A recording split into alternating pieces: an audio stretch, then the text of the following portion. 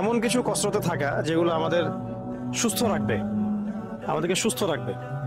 এখানে অনেকগুলো বিষয় একত্রিত হয়। একটা তো সুস্থতা, একটা হলো বিনোদন, নিছক বিনোদন না, এই বিনোদনের কিছু ভালো সাইড আছে।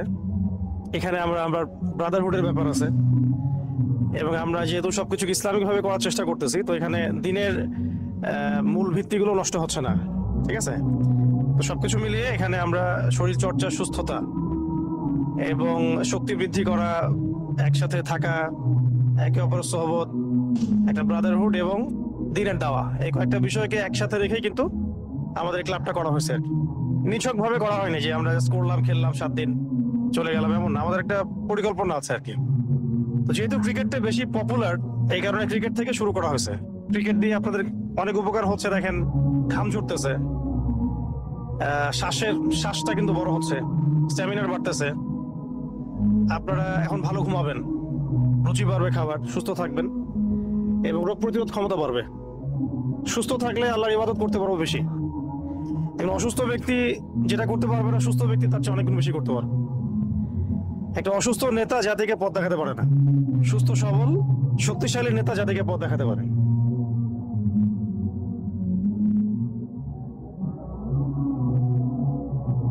ওভারে 23 উইকেট। তো ভাইয়া 3 ওভারে 23 রান 3 উইকেট, কি মনে করতেছেন? আপনারও কোনো কারণ নাই, डर के आगे जीत। ওকে,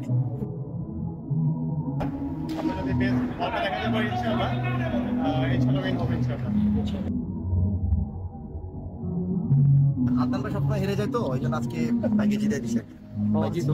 ভাই জিতে মানে আমাদের জিতে।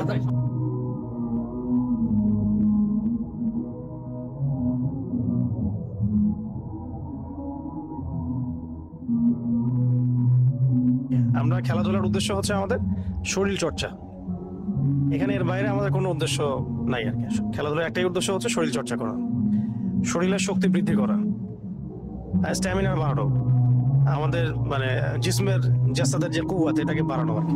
দিনী বন্ধুদের সাথে উঠা বসা করলে যে ফায়দাটা সেটা কি জানেন? এই যে আসর নামাজটা জামাতের সাথে হয়েছে, মাগরিব নামাজটা জামাতের সাথে হয়েছে, দিনের কথা শোনা হচ্ছে, এই মানুষের জীবনে গোমরাহ হয়ে যাবে, পথভ্রষ্ট হবে? হবে না। নবীকে আল্লাহ তাআলা আদেশ করেছে নেককারদের সাথে থাকো। আমরা একটা মেসেজ দিতে চাই আমাদের দেশের প্রতিটি অঞ্চলে, যেন আমাদের দিনী ভাইদের প্ল্যাটফর্ম যেগুলো আছে তারাও যেন এরকম সুস্থ সংস্কৃতি চর্চা করে। আমি একটা বিষয় বলবো যে আদনান ভাই যেটা আমাদেরকে দিক নির্দেশনা দিয়ে থাকে, যে বাদ ফজর খেলার জন্য উৎসাহী করে থাকে। কারণ হচ্ছে যে আমরা অনেকেই ফজর পড়ে ঘুমায় যাই, তো এটা যেহেতু নিষেধ আছে হাদিসে আল্লাহ রাসূল থেকে, তো এই জন্য আমরা চেষ্টা করবো বাদ ফজরটাকে মূল্যায়ন করার জন্য।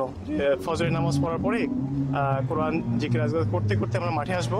তবে আমরা মনে প্রাণে বিশ্বাস করি আগামীতে খুব শীঘ্রই, বিশেষত আখির জামানে এমন একটা সময় আসবে যেখানে, বা এমন একটা সময় খুব শীঘ্রই হয়তো আসছে, যে সময় এই আধুনিকতা টিকবে না এবং পৃথিবী তীর ধনুকের দিকে আবার ফিরবে এবং মুসলিম উম্মাহ আবার ঘোড়ার উপর আরোহণ করবে এবং আল্লাহর এবং মুসলিম উম্মার শত্রুকে ধাওয়া করবে।